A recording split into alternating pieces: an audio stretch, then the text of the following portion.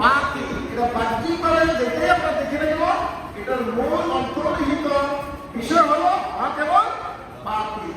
বাতিল হককে সহ্য করতে চায় না, আর হক বাতিলকে সুযোগ করে দিতে চায় না। হক চায় বাতিল হকের অধীনে থাকবে, আর বাতিল চায় হক যেন নিশ্চিন্ন হয় না। নাউজুবিল্লাহ। দুইটা চাওয়ার মধ্যে কি আছে? ব্যবধান আছে। হক চায় না বাতিল নিশ্চিন্ন হয়ে যাক, হক চায় বাতিল হকের অধীনে চলো, আর বাতিল চায় হককে নিশ্চিন্ন করে দিতে। এই প্রসঙ্গে আল্লাহ পাক রব্বুল আলামিন আমিন আলাইহিস সালাম আলীর একটা ঘটনা বর্ণনা করেছেন। তারা দুই ভাইয়ের মধ্যে যখন হক বাতিল দেয়া আল্লাহর হুকুম মানা আর নিজের দাবি অনুযায়ী নিজের চাওয়া, এই দুইটার মধ্যে পার্থক্য করতে পারতেছিল না। আদম আলাইহিস সালাম এই দুই ভাইকে আল্লাহর নির্দেশে কুরবানি করার কথা বললেন। যখন আদম আলাইহিস সালাম তাদেরকে বললেন তার কুরবানি কবুল হবে, তার কুরবানি তার পক্ষে আল্লাহ না, সুবহানাল্লাহ, যার কুরবানি হবে কবুল হবে তার পক্ষে আল্লাহ না, আর তার কুরবানি কবুল হবে না তার পক্ষে আল্লাহ তার বিপক্ষে আল্লাহ না। এর কনরহা কুরবানা ফাতুবিলা মিন আহাদিনা ওয়া লাম ইয়াতাকাব্বাল মিনাল আখর। যখন উভয়ে কুরবানি করলো, আল্লাহ পাক রব্বুল আলামিন একজন কুরবানিকে কবুল করলো। তার কুরবানি কবুল হলো নবী আলাইহিস সালাম কুরবানি। ওই নবে কুরবানি কবুল হওয়ার নিদর্শন ছিল যে আসমান থেকে একটা কুরবানি আল্লাহ আগুন এসে কুরবানি জ্বালিয়ে দেবে, সুবহানাল্লাহ। আর এই কুরবানিটা কবুল হতো না, ওই কুরবানি আগুনটা ওই কুরবানির কাছেও যাইতো না। তো দেখা গেল আমির আলাইহিস সালাম কুরবানি কি হয়ে গেছে? কবুল হয়ে গেছে। এই ঘটনা করেছিলাম। এটা হলো কুরবানির ঐতিহাসিক প্রেক্ষাপট। আর দ্বিতীয়ত যে প্রেক্ষাপটটা সেটা হলো ইব্রাহিম আলাইহিস সালাম ওনার ছেলেকে কোরবানি করেছিলেন। আপনারা এই ঘটনা শুনেছেন, আমার কাছ থেকে শুনেছেন, বড়দের কাছ থেকে শুনেছেন। ইব্রাহিম আলাইহিস সালামকে আল্লাহ তাআলা আল্লাহ দ্বীনের জন্য কাজ করতে করতে জীবনের বার্ধক্যে এসে গেছে। আল্লাহ মহব্বতে, আল্লাহ ভালোবাসায়, আল্লাহ দ্বীনের জন্য নিজের জীবনের সকল আনন্দ, সকল আরাম আয়েশকে বিসর্জন দিয়ে গোটা বিশ্বের বিরুদ্ধে, গোটা বিশ্ববাসীর বিরুদ্ধে এককভাবে আওয়াজ করেছেন লা ইলাহা ইল্লাল্লাহ। সেই হিসাবে ওনাকে অনেক কোরবানি করতে হয়েছে, অনেক ত্যাগ প্রতিজ্ঞা দিতে হয়েছে, নমরুদের আগুনের কুণ্ডলীর ভিতরে প্রবেশ করতে হয়েছে, এগুলো অনেক কষ্ট করতে হয়েছে, প্রত্যেকটা পরীক্ষায় উত্তীর্ণ হয়েছে, সুবহানাল্লাহ। সর্বশেষ জীবনের বার্ধক্যে এসে বলেন আল্লাহ আমাকে এমন একটা সন্তান দেন না যে সন্তানটা আপনার দিনকে প্রতিষ্ঠিত রাখবে, সালাত কায়েম করবে, মুত্তাকিদের ইমাম হবে, মুত্তাকিদের ইমাম হিসেবে দুনিয়া দায়িত্ব পালন করবে, এমন আমার সন্তান আমাকে দেন না। যখন আল্লাহ পাক রব্বুল আলামিনের কাছে উনি এই দোয়া করলেন, কি বলে? রব্বি হাবলি মিনাস সালিহিন, হে আল্লাহ আমাকে নেককার সুসন্তান দান করুন, সুবহানাল্লাহ, আমাকে নেককার সুসন্তান দান করুন। কত বছর বয়সে?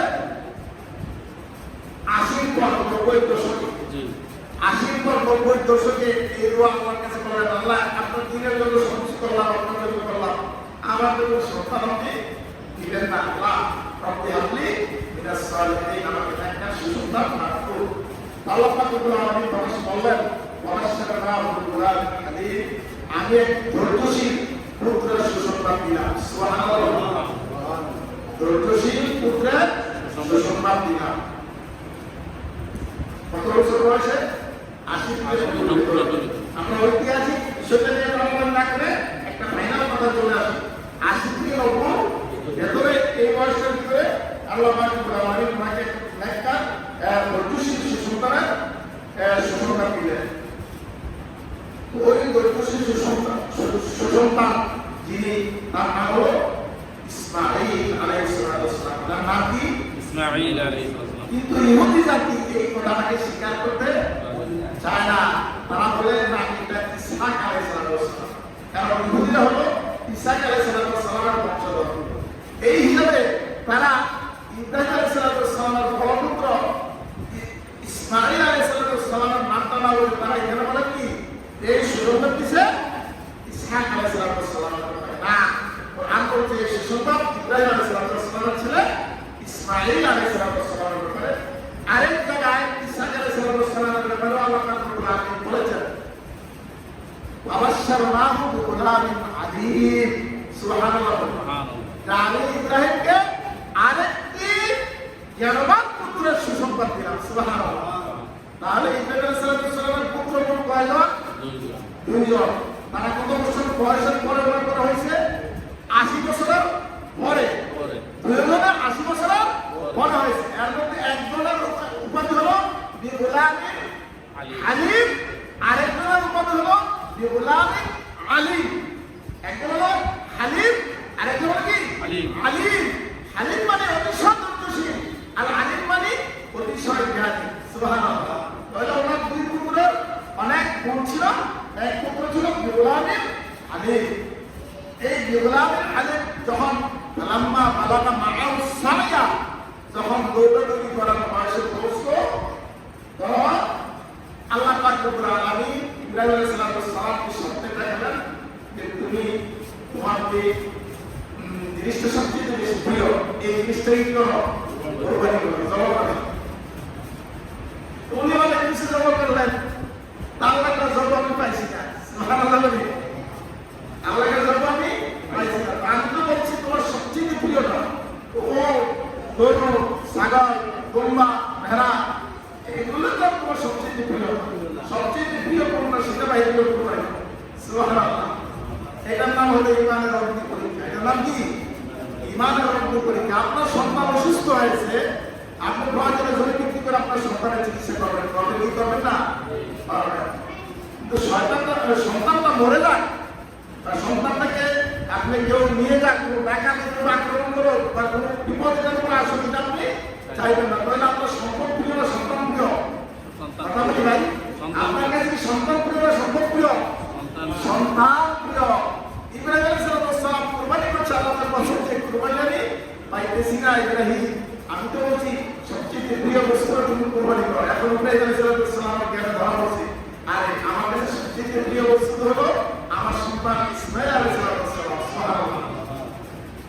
তখন ইব্রাহিম আলাইহিস সালাম ইসমাঈল আলাইহিস সালামকে দিল্লিতে ডেকে নিয়ে জিজ্ঞাসা করেন, বাবা ইয়া বুনাইয়া ইন্নী আরা ফিল মানামি আন্নী আযবাহুক। অনেক হুজুর আগে কোনটা কথা বলতো, আমি একসাথে হুজুরের সাথে কোরআন দিয়ে বলে যে আপনারা শরীর করে উপস্থাপন করছেন না, ওটা কথা হচ্ছে।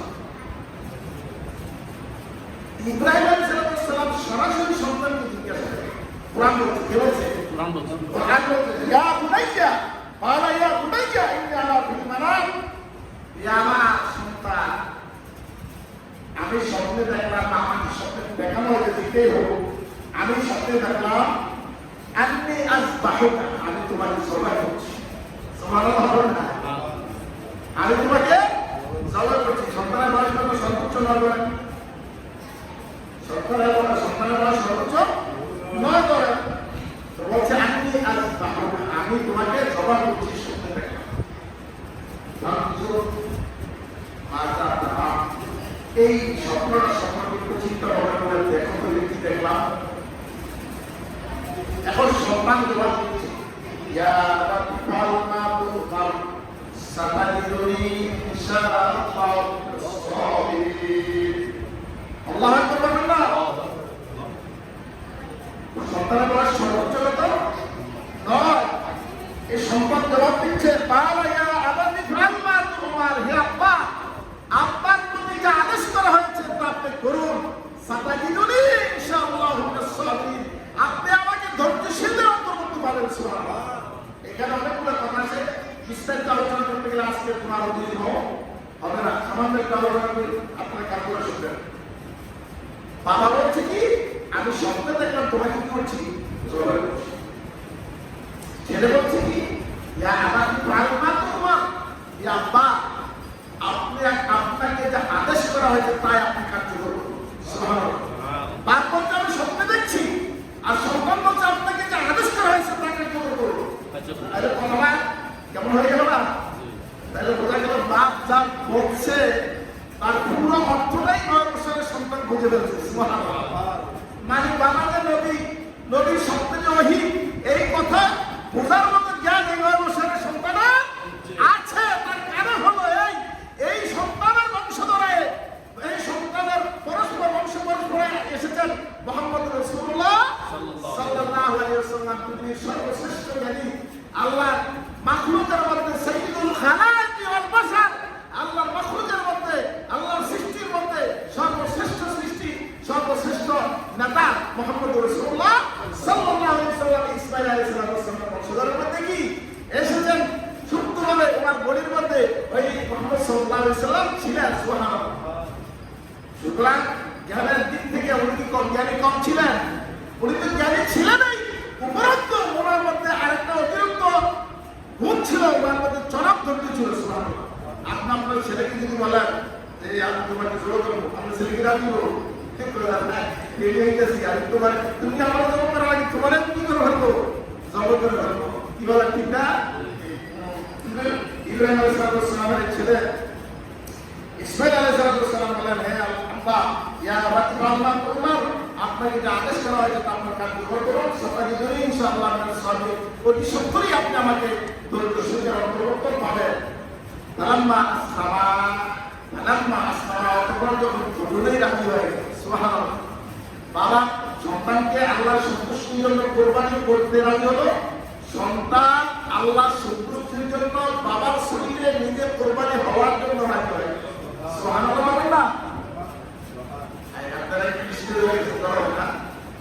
বাবা আল্লাহ সন্তুষ্টির জন্য নিজের প্রাণাধিক প্রিয় সন্তানকে, যে সন্তানকে 80 বছরের বয়সে পেলেন, 80 বছরের পরবর্তী বয়সে পেলেন, ওই সন্তানকে কোরবানি করার জন্য কার সন্তুষ্টির জন্য? আল্লাহ সন্তুষ্টির জন্য রাজি হয়ে গেলেন। সন্তান আবার আল্লাহ সন্তুষ্টির জন্য বাবার শরীর ধরে নিজেকে কোরবানি হিসেবে পেশ করার জন্য রাজি হয়ে গেলেন। সুবহানাল্লাহ। ফালাম্মা আসলামা, যখন দুজনেই সম্মতি হয়ে গেল, ওয়াতাল্লাহু লিল-জাবিন, জবাব করার জন্য সবাই গেলেন। সুবহানাল্লাহ। এখানে লম্বা করে অনেক আমার আছে, যেহেতু অল্প সময়ের মধ্যে এগুলো বর্ণনা করা সম্ভব নয়, সেজন্য আমি এই সাইডটা আপাতত ভাবছি। যখন রাজি হয়ে গেলে, ওনার দুবাই রাজি হয়ে গেল, তো ইব্রাহিম আলাইহিস সালাম কোরবানি চালাই দিলেন। সুবহানাল্লাহ। আমি ওই ঐতিহাসিক ঘটনাগুলো বলছি না, কোরবানি চালাই দিলেন, শরীর চলছে না। প্রথমবার চালালেন, শরীর চলছে না। দ্বিতীয়বার চালালেন, শরীর চলছে না। তৃতীয়বার চালাই দিলেন, উনি রাগের মাথা ছুটকে ফেলে দিলেন। শরীরকে বললেন না, শরীর তর্কি ঠান্ডা গুলো হয় ইব্রাহিম, তারপর আছে আমার রব, যে সেই রব নিষেধ করেছেন এই সন্তানের এই বান্দাগুলো চলার জন্য। সুবহানাল্লাহ।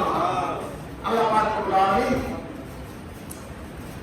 জান্নাত থেকে দুম্বা বলি, ভেড়া বলি, দিতে বলি, মুক্তি বলি, এটাই আল্লাহ পাক রব্বুল আলামিন জান্নাত থেকে পাঠাই দিলেন। ইব্রাহিম আলাইহিস সালাম শরীর হাত পরীক্ষা করে আমার চাই শরীর চলে গেল, শরীর চললো। এবার ইব্রাহিম আলাইহিস সালাম বলেন, আল্লাহু আকবার, আল্লাহু আকবার, লা ইলাহা ইল্লাল্লাহ, আল্লাহু আকবার, আল্লাহু আকবার, ওয়ালিল্লাহিল হামদ। খুলে দেখে, চক্ষু খুলে দেখে আসলে শরীর তোলে কি? আল্লাহু আকবার বলুন না। ইব্রাহিম আলাইহিস সালাম অন্তর থেকে বের হয়ে গেছে, আল্লাহু আকবার, আল্লাহু আকবার। আমি যেই ছুরি দিয়া আমার সন্তানকে জমা করতেছিলাম, সন্তান থেকে আমার পাশে দাঁড়ালো, এখন আমার শরীর নিচে ধুম্বা জমা হয়ে গেছে। আল্লাহু আকবার, আল্লাহু আকবার।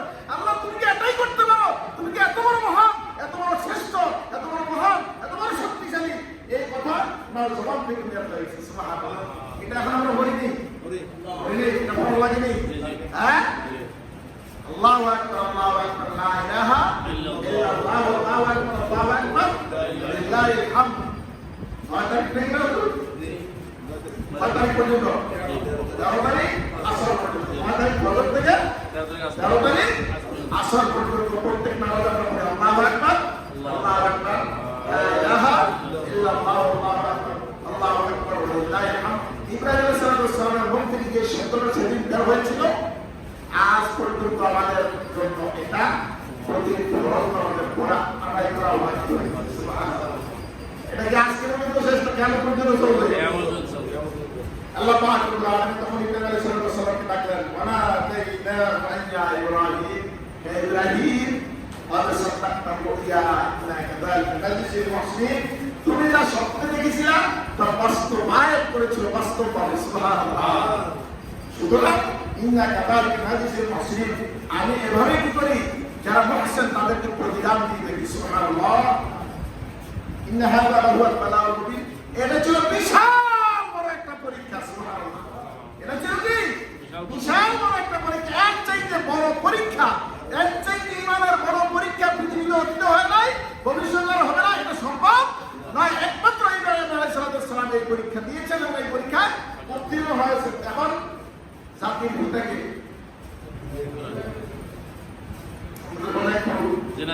সন্দেহ আছে না, তাও জাতির পিতাকে আমার জীবনের জাতির পিতাকে মুসলমানদের জাতির পিতা ইব্রাহিম আলাইহিস সালাম ছাড়া আর কেউ হতে পারে না। মিল্লাত আবিকুম ইব্রাহিম ওয়া সাম্মাকুমুল মুসলিমিন, যে মুসলিম মিল্লাতের জাতির পিতাকে কে বলছে? আমি কে বলছে? কে বলছে? এই কোরআন। এখন কি আপনি কোরআনের কথা মানবেন নাই? উমরা সূরা কে কি বলছে সেটা মানবেন? কথা বলেন না কেন? কার কথা মানবেন? কোরআনের সাথে যে কারো কথা সংঘাত হলে ওই ব্যক্তির কথা বাদ যাবে না, কোরআনের কথা বাদ যাবে। কোরআনের কথা ঠিক থাকবে, ওই ব্যক্তির কথা কি হবে? বাদ যাবে। আল্লাহ পাক বলেন, আমি ইব্রাহিম আলাইহিস সালামকে এত বড় মর্যাদা দিলাম, গোটা বিশ্ববাসী মুসলিমদের নেতা হলো ইব্রাহিম আলাইহিস সালাম। এরপর আল্লাহ পাক বলেন, ওয়াফাদাইনাহু বিযিবহিন আযীম, ইব্রাহিমকে এত বড় একটা জবাব দিল, এই জবাবটা বিশাল বড় একটা জবাব দিয়ে আমি পরিবর্তন করে দিলাম। সুবহানাল্লাহ। মাশাআল্লাহ। না জাযাকাল্লাহ। ইব্রাহিম আলাইহিস সালাম যে জবাব করলেন, সন্তান কি জবাব করলেন? সন্তান কি জবাব হয়েছে? না। কিন্তু আল্লাহ তো বলছে যে আসলে সন্তান জন্ম আগে হতে দেয় না, কিন্তু ইব্রাহিমের মনোবাসনা এমন ছিল, আমি আল্লাহর সন্তুষ্টির জন্য সন্তানকেই কুরবানি করে দিয়েছি। সুবহানাল্লাহ। তাহলে প্রথমে নিজেকে কুরবানি করছে আগুনের ভিতরে গিয়া, এরপর সন্তানকে কুরবানি করছে, এর আগে নিজের সুখ শান্তিকে কুরবানি করছে, সবকিছু কার জন্য করছে? আল্লাহর জন্য। আল্লাহর জন্য করছে। আল্লাহ পাক রব্বুল আলামিন বলেন, ইব্রাহিম আমি তোমার কাজের উপরে এত সন্তুষ্ট হয়েছি, কিয়ামত পর্যন্ত যত কুরবানি হবে, ভুল করো না শুদ্ধ করো, এটা সওয়াব তোমার আমলনামায় যাইতে থাকবে। সুবহানাল্লাহ। তোমার আমলনামায় যাইতে থাকবে। মসজিদের প্রতিষ্ঠা যিনি করেছিলেন বা যারা করেছিলেন, যারা শুক্রবার করেছিলেন, যত বছর ধরে মসজিদে নামাজ হচ্ছে হবে, কিয়ামত পর্যন্ত এই মসজিদ প্রতিষ্ঠার সওয়াব তারা পেতে থাকবে। থাকবে কি থাকবে না? নতুন মসজিদকে নতুন করে করার দরকার হয়, আর উন্নত মানের করার দরকার হয়, আর বড় করার দরকার হয়। কিয়ামত পর্যন্ত সব পাওয়ার জন্য এই মসজিদের কাজে আপনারা কি একমত হতে, একসাথে হতে এবং সাহায্য করতে সকলে প্রস্তুত আছেন? ইনশাআল্লাহ। প্রস্তুত আছেন নাকি? ইনশাআল্লাহ। আল্লাহ কবুল করুন। এমন না যে আপনার সামর্থ্যের বাইরে আপনাকে দিতে হবে, আপনার সামর্থ্যের ভেতরে আপনি দিবেন। আল্লাহ পাক রব্বুল আলামিন আমাদের আমলগুলোকে কবুল করুন। সবাই আমিন। ইব্রাহিম আলাইহিস সালামের এই প্রেক্ষাপট থেকেই আমাদের জন্য আজকে কুরবানি হয়ে গেছে, ওয়াজিব হয়ে গেছে। যাদের সামর্থ্য আছে তাদের প্রত্যেকের ব্যক্তির জন্য কুরবানি দিই ওয়াজিব। আমরা সকলে কুরবানি দেওয়ার জন্য প্রস্তুতি গ্রহণ করেছি তো ইনশাআল্লাহ। আল্লাহ পাক রব্বুল আলামিন আমাদেরকে কুরবানি আমাদের হক পয়সা দিয়ে, উচিত পয়সা দিয়া, বৈধ পয়সা দিয়া কুরবানি করার তৌফিক দান করুন। সবাই আমিন।